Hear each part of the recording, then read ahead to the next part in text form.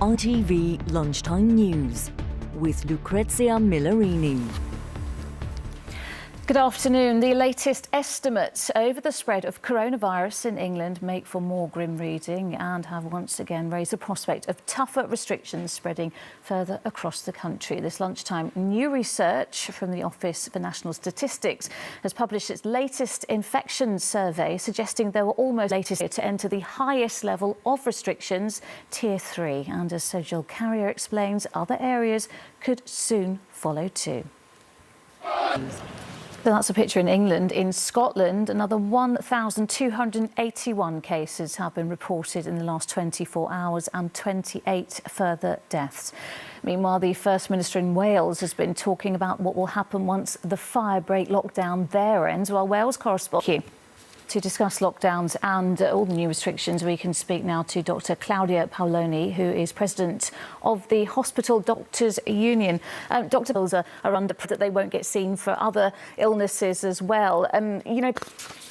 Now there's a huge tug-of-war at the top of the Labour Party this lunchtime following the suspension of Jeremy Corbyn. The leader of the Unite Union, which is the party's biggest donor, has insisted the former leader should be reinstated to avoid creating further divisions within Labour, rendering them unelectable. But the current leader, Sir Keir Starmer, has told ITV News he's trying to bring everyone together. Our political report. Thank you.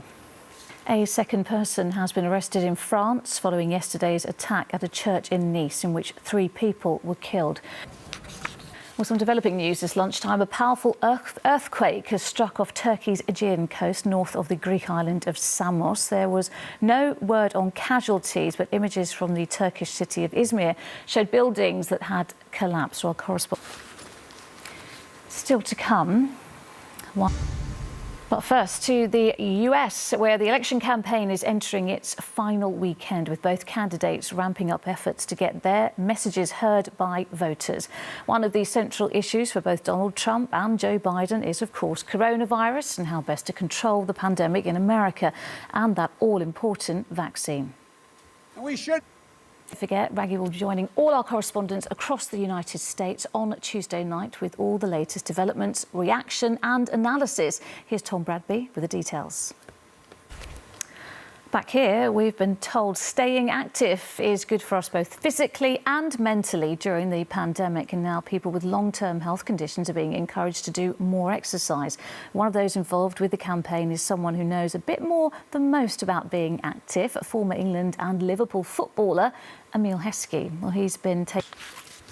And finally, witches' outfits and vampire costumes are being readied up and down the country ahead of Halloween tomorrow night. But of course, the pandemic and current restrictions mean not everyone will be able to go trick-or-treating. Well, Sangeeta Lal is at a special event in central London this lunchtime and has all the details. That is it. I'm back here with the ITV Evening News at 6:30. The news where you are follows the national weather. But for now, from everyone here on the lunchtime team, bye-bye.